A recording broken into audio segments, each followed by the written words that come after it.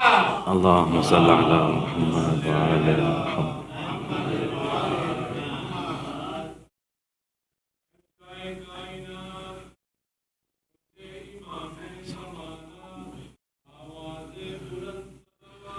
اللهم صل على محمد وعلى محمد.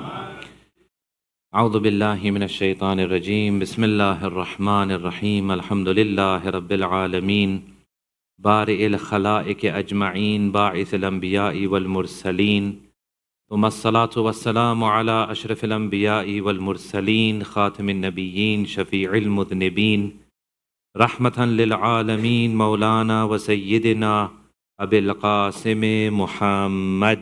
اللهم صل وعلى آله الطيبين الطاهرين، لا سيما بقية الله في الأرض مولانا حجة ابن الحسن عجل الله تعالى فرجه الشريف. اللهم صل على ولعنة الله على أعدائهم أجمعين من الآن إلى قيام يوم الدين. أما بعد. Respected elders, brothers and sisters, tonight we are commemorating our 11th Imam, the Shahadat of Imam Hassan Al-Askari alayhi salatu wassalam. Allahumma salli ala Muhammad. And this Shahadat marks the end of the typical main mourning period that we, the followers of the Ahlul-bayt, we commemorate every year. So we have this tradition that for 2 months and 8 days, until 9th of Rabiul Awwal, 2 months and 8 days, we observe as much as we can a sense of grief, because these days are full of the sufferings of Ahlul-bayt. You have the days of Muharram, and you know what happens in Muharram, the whole event of Karbala. Then the aftermath of Muharram, aftermath of Karbala. Throughout the rest of Muharram, throughout Safar, then we have all of those different wafats and shahadats, until finally we come to this shahadat of the 11th Imam. And then after this, typically, we say, okay, now these days, these ayyam-e aza, the days of mourning and grief, are over. So it's very, very important, Azizan-e Muhtaram, that in this period of 2 months and 8 days, things which we would normally celebrate, we should not celebrate. This is one of the cultures of Shiaism. For example, if a birthday may come up during this time, don't celebrate it. Put it off.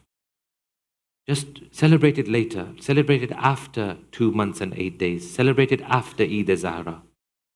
If something happens in between, there's a kind of celebration, put it off. Don't engage in it. Why? Because we have to have solidarity with Ahlul Bayt as much as possible. As much as possible, we have to unify with Ahlul Bayt.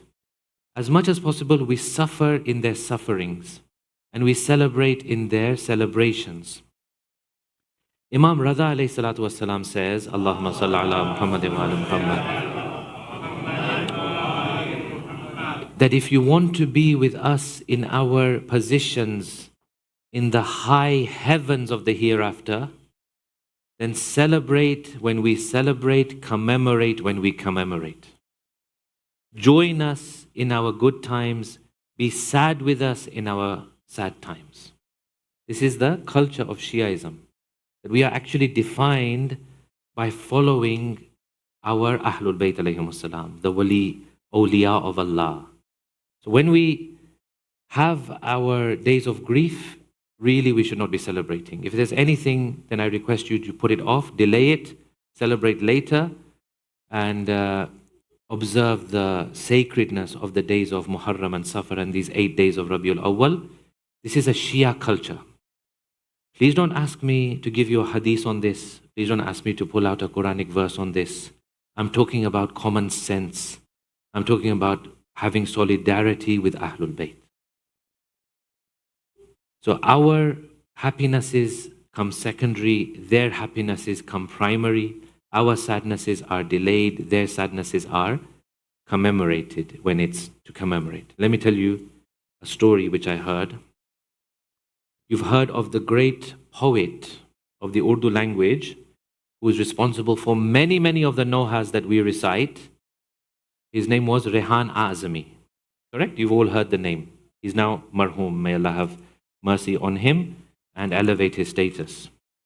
I heard him saying to someone, it was like an interview he was giving. It was like an interview. He says the following, this has always touched me. He says, the day my son died, he's saying, the day my son died, we buried him. That same evening was a wiladat program and a jashan, and I hosted the jashan at my house on the same day that in the afternoon I had buried my son. Why? Is he not sad? Of course he's sad. Of course he's sad that he's lost his son. It doesn't mean he's hard-hearted. It means he understood the value of promoting the occasions of Ahlul-bayt alayhimus salam. So these are very sacred days, and this is our final wafat, shahadat, before Eid Zahra comes, and then there's a relatively period where we don't have many shahadats and wafats. But of course, we always pray to Allah subhanahu wa ta'ala, oh Allah, don't give us any grief and sadness except for the grief and sadness of Abu Abdullah. Tonight we are commemorating 11th Imam Shahadat and his life. The Shahadat is very, very painful. We'll come to that at the end. But his life now. He is born in 232 AH and he is Shaheed in 260. That means that he was killed at the very tender age of only 28. His blessed life was full of lessons for us. It is full of incidents that we can speak about. But there are many things that he has the honor of being, and maybe we can say he has the honor at the top of the list, that he is the father of Imam Sahib al-Asri wal-Zaman. Allahumma salli ala Muhammad. How much purity would have been in 11th Imam that he produced then the final Imam, the savior of humanity, the one who is still alive after so many centuries and who will come and finally settle this world and bring justice and peace into this broken world. Same thing we can say for Bibi Nargis as well. Bibi Nargis or Nargis. Nargis is the Farsi way of saying it, Nargis is the Arabic way of saying it. Bibi Nargis as well, very, very special personality. A tip which I want to share with you, sometimes we have hajat, and hajat are not being answered. And no matter what we are doing, all of the du'as that we recite, all of the supplications that we read, the hajat is not being answered. This is mujarrab. This is mujarrab. It's tried and tested. Do something in the name of Bibi Nargis Khatun and you see how your hajat is answered. Allahumma salli ala Muhammad. Do something for her. Do something in her name. Do something and say, Khudaya, I'm doing this for the sawab of Bibi Nargis. Or Khudaya, if this hajat of mine is accepted, then I will do something like a mannat, manta, nazar, that I will do something for the sawab, for the happiness of the heart of the mother of the 12th Imam, Bibi Nargis. Honestly, it is mujarrab, it's tried and tested. They say at least, again and again, I'm hearing from ulama, 3 personalities whom you should invoke in this way. Number 1 is Bibi Nargis, we just said. Number 2 is Bibi Ummul Baneen. Another very powerful personality, someone whose doors, mashallah, are never closed. They say with her wasata as well, a lot of problems are solved, a lot of doors are open. And number 3, of course, the greatest of them all, Bibi Fatimatu Zahra, salamullahi alayha, Allahumma salli ala Muhammad wa Muhammad. So these are inshallah tried and tested things. And you may say, well, why all the women, why all the female personalities? That's a different discussion, inshallah, another time we'll discuss why. But there is a reason behind that as well. So his father, the 11th Imam's father is of course 10th Imam. Now what about the mother? The mother, 3 names are mentioned. 3 names are mentioned. Either she was named by 3 names and titles, or there was some mistake in history and different names have been recorded. In any case, the 3 names are Salil, Sausan, Hudaytha.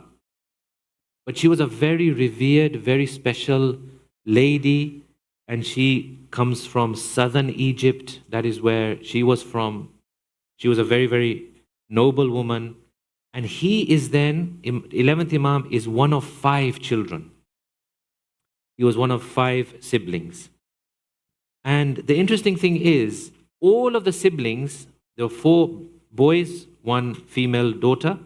All of the siblings, we have different kind of narrations about them. One of them, as we will discuss, was not very good. In fact, he was known by the title of Al-Kadhab, the liar. So it just shows, doesn't it, that sometimes you can have children from a very pious family background and parents, but they may not turn out good. And the opposite is also true, that there could be children coming from a very corrupt background, but they turn out good.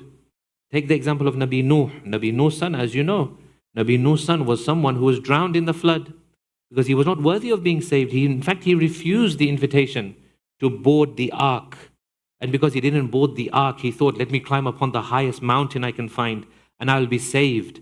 Allah subhanahu wa ta'ala condemned him and he was destroyed in the flood. And on the other hand, there are many examples, but maybe we can give the example of Muhammad ibn Abi Bakr. Abu Bakr's son, coming from a very corrupt background. But look how he becomes the right hand of Mawla Ali. Muhammad ibn Abi Bakr was tremendous support for Amirul Mu'mineen.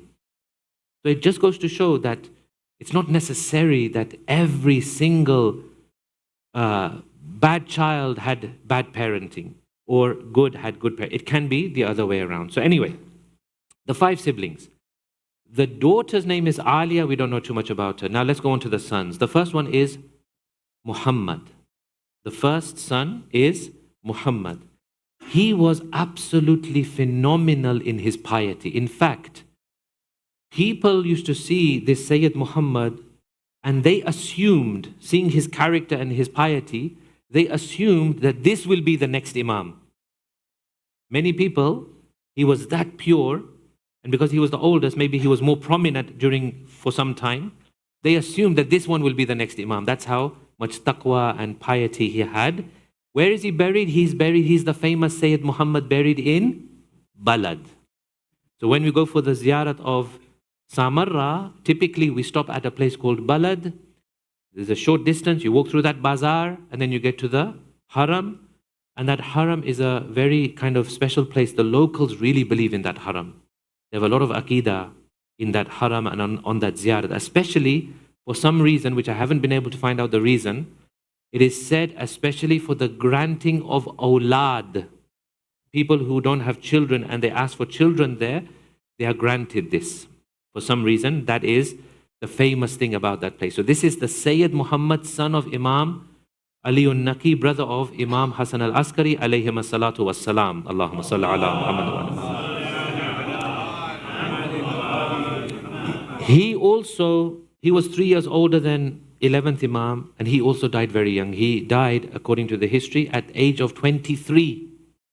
He had died, and it is said that Imam Hassan Askari grieved tremendously on the loss of Sayyid Muhammad. That is how special he was. That when an Imam grieves in that way, you know that this is a very special personality. The second son, the brother of 11th Imam, his name was Ja'far. Now this is the one that was known as Ja'far al-Kadhab, Ja'far the liar. He was not a very nice person. He was very much power hungry, and he tried to get into the good books of the Bani Abbas. See, even being the son of 10th Imam and the brother of 11th Imam, even that, what he does is, when 11th Imam passes away, Ja'far tries to go and usurp the imamat. You see, he didn't even have an understanding of what is imamat. He goes to the Bani Abbas and he tells them, I want you to make me the next Imam. As if imamat is something that someone can make you. And he was known as Ja'far the liar. And what happened with him is that when the 11th Imam passes away and when he is killed, he first comes along and tries to lead the namaz-e-mayyat for 11th Imam. And that is the famous incident where seemingly out of nowhere, a young boy of 5 years old, meaning Imam Zaman, Ajjalallahu Ta'ala Farajahu Sharif. Allahumma salli ala Muhammad wa ala Muhammad. 12th Imam comes forward and tells his uncle, Ja'far, the liar, he tells him, uncle, while there is a more qualified person, how can you lead the namaz? And that's one of the proofs actually that we use for a'lamiyat of the maraji, that when there's a more qualified, how can you refer to a less qualified person? So that was Ja'far. Then we have Hussein. Hussein was also one of the sons of 10th Imam. Hussein, again, not a tremendous amount of history regarding him, but what we see is that he and Imam Hassan Al-Askari were very close, always in each other's company, and they became known as Sibtain because of Imam Hassan and Imam Hussein. The names were also Hassan and Hussein, and they were always together like Imam Hassan and Imam Hussein. Therefore, they got the nickname Sibtain because those two were Sibtain of the Holy Prophet, the grandchildren of the Holy Prophet. Therefore, they also called Imam Hassan al-Askari and his brother Hussein as Sibtain. Now, his titles. The most famous title he has is, of course, Al-Askari. Al-Askari is what? Al-Askari because of where he was situated in Samarra. Samarra, in the beginning, was not even much of a town. It became a garrison town. There were a few towns like this. Kufa, for example, was one of these towns. Kufa was never a city as such. It was a place where military encampments were situated. And then over time, people began to settle there, and then it became a town and a city. Samarra was similar. So what happened with Samarra is that the Abbasid capital was in Baghdad at the time, but the Turks were causing so much mischief in so much mischief in Baghdad that they were overwhelming the city, and they were not like harmonious with the culture, you can say, of Baghdad. People started to complain that, look, we're overrun with these Turks, and these Turks are spoiling the city and such. So what the Abbasis did is they said, okay, we will move our capital to another place, and they chose this place of Samarra. Samarra, now we say Samarra. Otherwise, the original name was Surra Man Ra'a, which means someone who sees it becomes happy. In other words, it's a beautiful place. And it was once upon a time. You go now, you don't see that kind of scene anymore. But if you imagine back in the day, greenery, less hot than the other places, near the river, rivers very close by, water source. One area of that Samarra was where the army was situated. Army Askar. Therefore, that was known as Askari. And because Imam, 11th Imam, used to live there or walk near there and walk through there, he became known as Al-Askari. So when someone said, for example, Hassan ibn Ali, which Hassan ibn Ali? The one who is Al-Askari, the one who lives in the army or near the army base. And hence you find this interesting incident where Imam is summoned by the Khalifa of the time, Mutawakkil. Mutawakkil wanted to show Imam his power and his might. Yeah, they're very, very childish kind of people, honestly. Sometimes it's staggering, the kind of Muslim leaders we have in this world. Honestly, you read these stories and you compare to current day, and you can draw parallels. It's so childish. Anyway, he comes and he orders his soldiers. They say he takes 100,000 soldiers, and he says, I want you all to, show your might and build a tower, put sandbags and build this huge tower. And I'm going to bring Imam here. So he brings Imam. And he says, look, this is my force. These are my forces. This is my army. In other words, don't mess with me. In other words, I can do serious damage. In other words, I can destroy you. This is my army. 100,000 soldiers building all of these different structures. Imam says, listen, let me show you something. He comes and Imam says, I'm going to open these fingers. Look through them and tell me what you see. Mutawakkil looks through the fingers of the Imam, and what does he see? He sees from the sky till the ground, row upon row upon row of angels of Allah subhanahu wa ta'ala. All armed in some way, all ready in some way, all ready at the order of the Imam. to come and save the Imam or attack the forces or do whatever the Imam commands. Imam says, these are my forces. Heavenly forces, divine forces, metaphysical forces that you would not even see, that you would not even hear them coming, and you would be finished. Allahumma salli ala Muhammad wa ala Muhammad. These are the forces of the Imam. He has the secrets, he has the access to all the power that he wants if he wanted it. But then the question arises, why don't they use the power? Right? Someone may ask, if you have all this power, why don't you use it? This comes down to something which is a very special quality of the Imams, which inshallah we should also try and adopt. That is the quality of hilm. H-I-L-M. Hilm. Hilm is what? Hilm is forbearance. Forbearance. Different to sabr. Sabr, patience or perseverance or determination, you can say sabr. This is forbearance. What does forbearance mean? Forbearance means you have the power. You've been wronged. You've been wronged. Something has happened to you. You have the power to strike back. You have the power to seek retribution and revenge. But for the greater good, or you can say for the pleasure of Allah, you let go of that and you let it be. And maybe you need to take even more zulm upon you. Maybe you will need to even take more ill treatment on you. But that's okay, because you are seeing the bigger picture. That is hilm.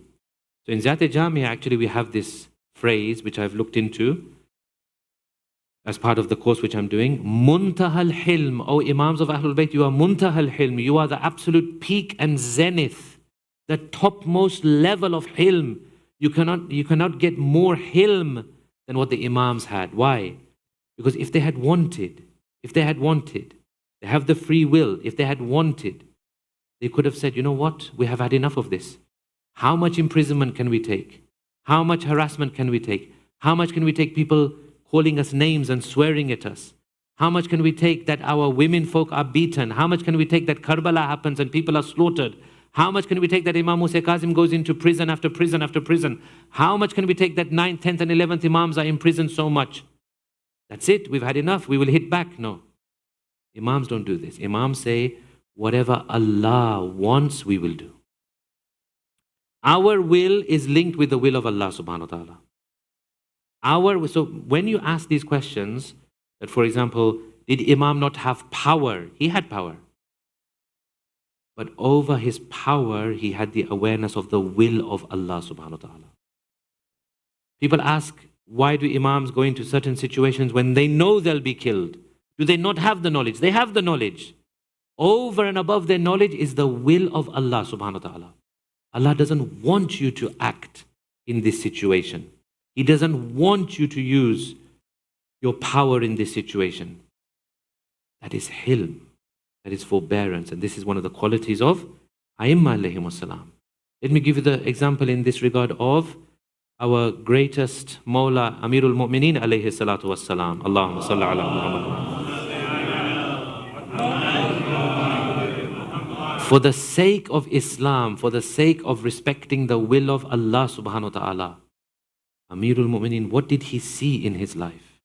What treatment did he see of his own household?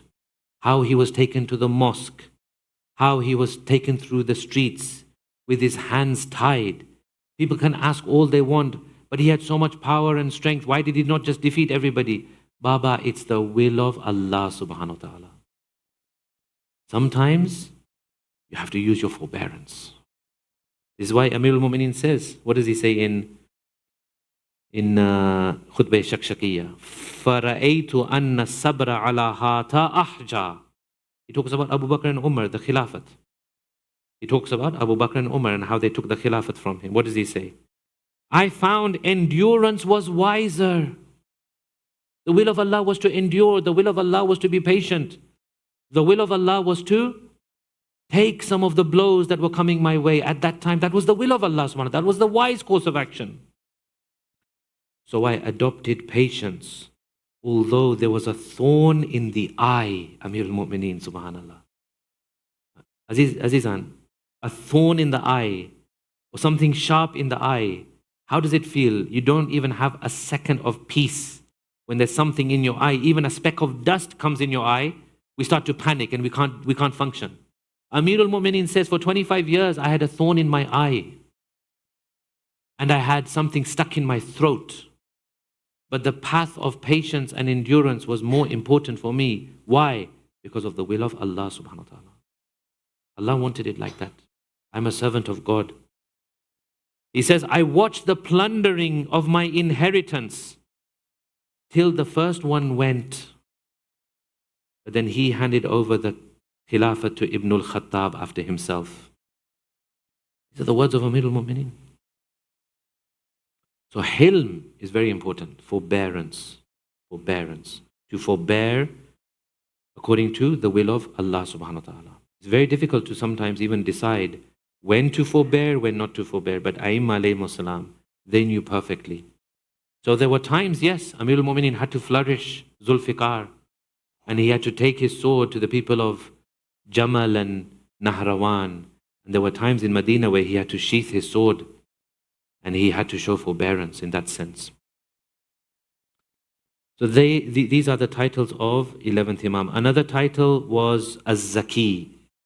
In Dua Tawassul we address him as Az-Zaki and also At-Taqi. Now, like all the Imams, the Caliphs of the time kept a very tight hold upon Imam and they would harass Imam a lot. But whatever they did, somehow, the light of Allah would shine to the Imams and everyone would know that these are the true inheritors of Rasulullah sallallahu alayhi wa alihi wasallam.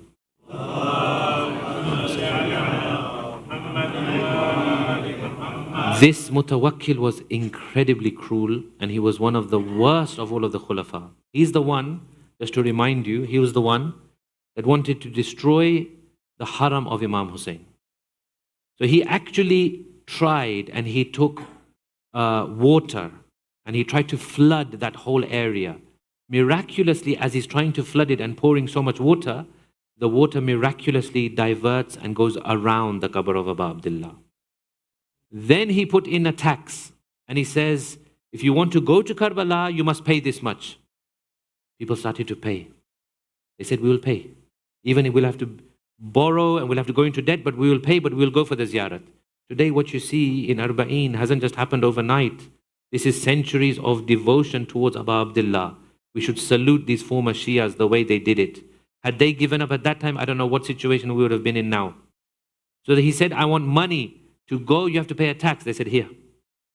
He says, I want more. They said, we'll sell our house and still we'll pay and we'll go for the ziyarat of Abu Abdullah. Then he says, if you go, then I'll cut a limb. They said, cut. They'll go 1 year cutting one limb and in the other year they'll cut the other limb. But they didn't leave the ziyarat of Abu Abdullah. So this Mutawakkil, again and again, he tries to cause doubt upon our 11th Imam. So then we have this incident that happens during the life of 11th Imam, where Samarra and the area around was hit by extreme drought. People are crying out, no rain, there's no rain, people are suffering. Muslims would go and do namaz istisqa, no result, no rain. Now, there was one monk, a Christian monk, and he tells the other Christians, he says, look, trust me, let's go, we will pray, and I'll guarantee you it will rain. Christian. So the Muslims have gone, they were not successful. The Christians go. All of a sudden, this monk puts his hands up to ask for rain, it starts to rain. Everyone is shocked. They said, okay, do it again. He does it again it rains. He does it a few times, now everyone is under doubt. That what kind of religion do we have if this guy can put his hands up and it rains? Then what kind of religion do we have? Unfortunately, some people's faith is shaky. They see the slightest, smallest thing and they start to question. All your life you've been a Muslim, nothing ever affected you, but you see the slightest, smallest doubt or something happens and now you begin to question. Anyway, so they come to Imam Askari and they say, look, this is a disaster. All of us went, it didn't rain. These Christians go and it rains. Imam says, show me. So they showed him. The Christian went, raised his hands, it started to rain. Imam says, if you can, grab his hand. So on one of the occasions, they grab his hand and they open his hand, they force open his hand. There's a bone inside it, a small bone of a human being. He said, what is this? He says, this is a bone. Whenever I expose it to the sky, it rains. Imam says, do you know what this is? This is actually the bone of a prophet. And this is one of the peculiarities or characteristics of the bone of a prophet. If it is exposed, it rains. Now Imam says, now give me that. Now you do your prayers and you do your supplications. Without this, now show me. And the guy prayed and nothing happened. No rain came. Imam says, now you put this aside, put the bone aside. Now let me do dua. Imam does dua and it rains. Allahumma salli ala Muhammad wa ala Muhammad. Imam's du'as, of course. Imam Raza did it in his life. Or, a lot of the Imams did it in their lives. They did these supplications. On another occasion, Mutawakkil sends Imam to the harshest jailers and prison guards of the time. And they imprison him. But sometimes, by imprisoning Imam, the amazing thing was that they became better people. They were there to torture, imprison, and be harsh on the Imam. They tried to do that, but then they became the biggest followers of the Imam. They were asked, why don't you be more nasty and cruel? We've told you, do anything you need to do. You've got complete and utter carte blanche. You've got a blank check. Do what you want to do to him. He said, how can we do it? All we see him do is he prays in the night and he fasts during the day. When he speaks to us, we tremble. When he looks at us, we tremble. He has got some kind of awe and aura around him. Then they give Imam to the worst and the harshest of all the jailers at the time. This jailer said, you know what, I'm not going to bother with him. What I'm going to do, I'm going to throw him into the lion's den, literally a lion's den, a lion pit. I'm going to throw him into the pit of the lions. Let them deal with him. Let them, for example, tear him apart. They put him in. After a while, they come back expecting to see Imam has been destroyed. They come back, Imam is sitting doing his ibadat. The lions are around him with their heads bowed down in humility before the Imam. Allahumma salli ala Muhammad.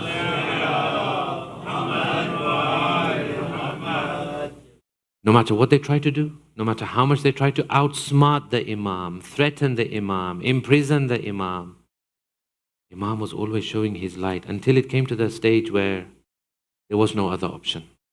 Like all of the previous Khulafa, they understood that we must do away with him.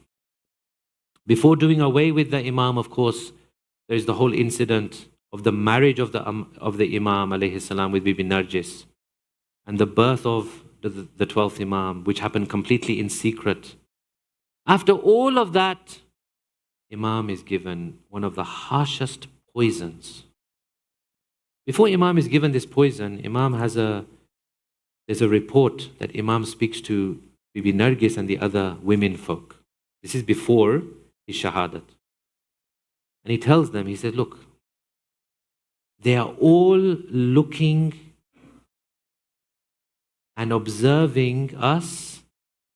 They are observing especially the women folk because they know that the birth of the 12th Imam is soon. And if I am to be killed before you women folk, then this is what's going to happen. He says they will raid the house, they will stand you up, and they will examine each and every one of you women, and they will see who is pregnant and who is not. Bibi Nargis, she says to Imam, if that is the case, then I hope after giving birth, I die before you. I don't want to be alive to see that. And her du'as were answered. And in fact, Imam Zaman loses his mother before he loses his father. Bibi Nargis died first. But this was the wish of Bibi Nargis, that she didn't want to go through this kind of ordeal. Eventually the poison is given to Imam. Imam suffers with this poison. It is said that when a similar poison was given to Imam Hassan Imam Hassan's liver was destroyed in such a short time, and the end of his life came so suddenly. It was an extreme sudden poison, but the 11th Imam, the poison that Imam Hassan Al-Askari was given, was a very slow poison. They say slowly the life and the strength leaves the Imam. They say that on the 5th of Rabiul Awwal, he had become so weak that he had to pray on his bed lying down, sitting down. On the 7th, 2 days later, he lies down and prays. Then they say the last moments of the Imam was like this, that he experienced extreme thirst. And then he asks for water, and they are bringing him water. Before the water reaches him, he falls down and his soul leaves this world. And then the whole ordeal begins, where the funeral is held. Imam Zaman comes forth, conducts the prayer, conducts the janazah, conducts the namaz-e-mayyat. The women folk are spared from this. They are spared all of this ill treatment. They are spared these kinds of things. But our thoughts go to Amirul Mu'mineen in Medina, don't they? What Amirul Mu'mineen had to see with his beloved Fatima. Our thoughts go to Karbala and what Bibi Zainab had to go through on Sham-e-Ghariba. Imam Sajjad alayhi salam was asked, Mawla, tell us, what was it like on Sham-e-Ghariba? How were you running from tent to tent? He says, look at this tasbih. If I am to break this tasbih, what will happen? They said, Mawla, if you break this tasbih, all the beads would go everywhere. He said, that is what it was like on Sham-e-Ghariba. All of us were running from tent to tent. All of our children were everywhere. There was a chaos. Imam Zaman is there at the side of Imam Hassan Al-Askari. Imam Zaman is able to perform those funeral rites. We take our minds and our hearts to Karbala, to Imam Sajjad. How Imam Sajjad came on the 12th of Muharram to bury Aba Abdullah. When Imam Zainul Abidin comes and he sees the scene that no one has been buried, he says to the Bani Asad, he said, we had a deal with you. You were supposed to bury us. They say, Mawla, who do we bury? How do we bury? All the heads have been severed and taken. We don't know which is which. He says, I will show you. They began to dig the graves. He first digs a very large grave. This is what we know as Ganj Shohada. Most of the Shohada are placed in this grave. And then he begins to walk. He says, now only a few of you are to come with me. Only the special ones of you. They said, Mawla, now where do we go? He says, we go to a body that only I can bury. As he comes near this body, he begins bending down and picking things from the floor. They say, Mawla, what are you picking up? He says, look, here are the severed fingers of my father. People had come to the body of my father on the night of Sham-e-Ghariba. They did not find anything to loot. They found a ring on the hand. They tried to take the ring. The ring would not come off. So they cut the fingers of my father. He comes to this broken body, this trampled body, this body that the front and the back have become one because of the hooves of the horses. He begins to dig the grave. They lower the body. And then he begins to walk. Now, Mawla, where do you go? He says, now I go to the edge of Furat. They say, Mawla, who is at the edge of Furat? He says, there is one more broken body. When he reaches Furat, he sees the body is there. The body has no arms. As he bends down to pick up the body, they say when he picked it up from the right side, the left side collapsed. He picks it up from the left, the right side collapses. He looks at the sky and he cries, Assalamu alayka ya Qamar Bani Hashim ya Abul Fadl al-Abbas. Allah la'natullah al-qawm al-zalimin matame Hussein.